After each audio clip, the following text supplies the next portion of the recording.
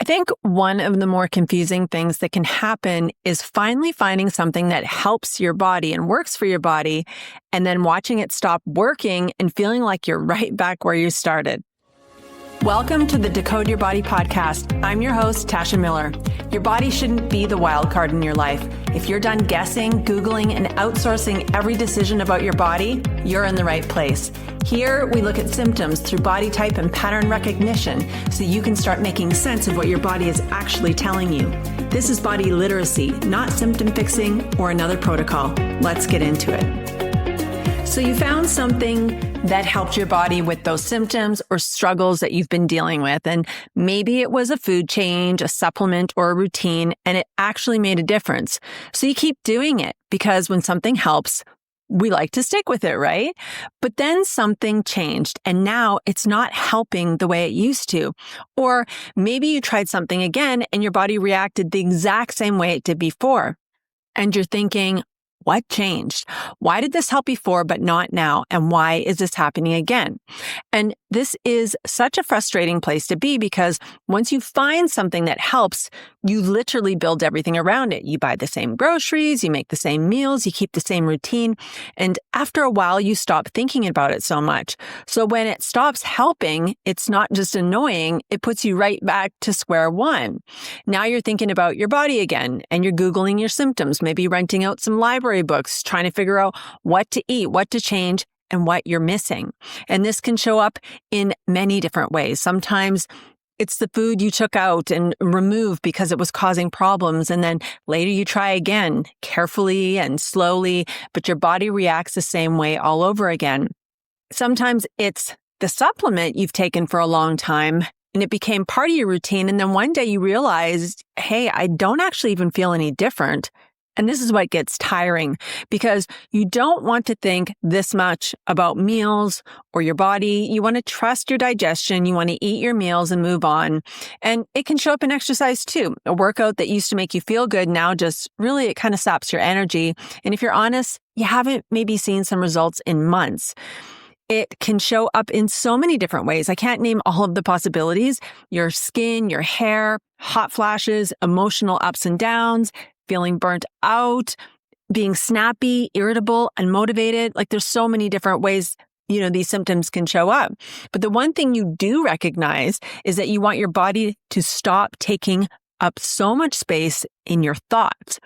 Because the last thing we need as women is more decision fatigue.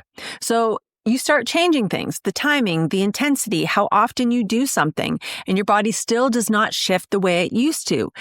This is one of the most common things I hear from women who are paying attention to their bodies, not women who are ignoring it, women who are really trying and noticing and making thoughtful, intentional, good choices. And that matters because this is not about you not doing enough. And this is not about you failing at understanding your body.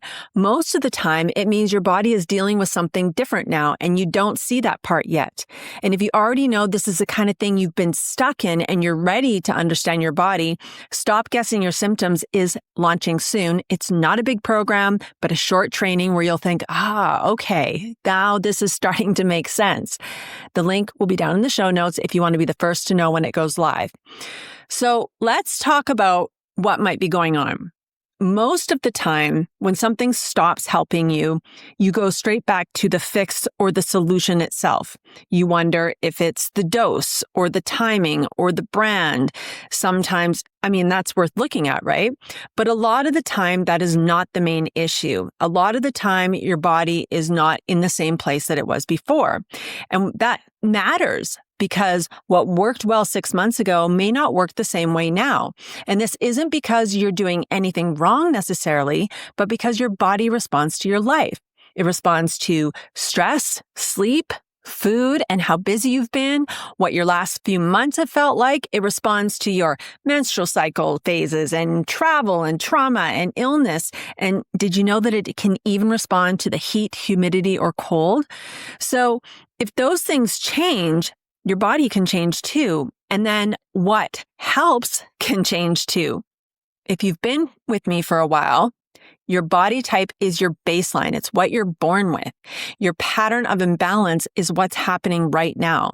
And if you don't know what pattern your body is in at this present moment, something that helped before may not help in the same way anymore. So what worked before is not always wrong. It just may not fit what your body needs right now. Who grew up around gardening? My mom always had a big garden, and I have spent a lot of my adult years in the garden, still do. And I noticed very early, and I bet you have too, was you can do the same thing in the same spot every year and still get different results. Same seeds, same timing, same care that you put into it. And then one year, your seeds just don't grow the same way. Not because the seeds are bad, you bought brand new ones, and not because you forgot what you were doing, because you know how to garden, but because holistically, environmentally, the ground, there is something different now. Maybe it got drier. Maybe the nutrients are all used up. Maybe you had so much rain this year that everything is just soaked. Or maybe this year the bugs are out of control, literally wiping everything out.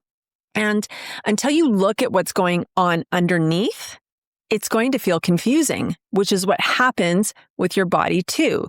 The food is not always the whole story. The supplement is not always the whole story. And the routine is definitely not always the whole story. But these tend to be the three things that we as women focus on. Sometimes the real question is not, what do I need to take out or add? It's what is different and is affecting my body right now. Let's say 2 years ago, you found something that really helps your digestion, for instance. Maybe you were less bloated, your energy felt so much better, and your meals stopped feeling like such a gamble. And because it helped, you kept doing it.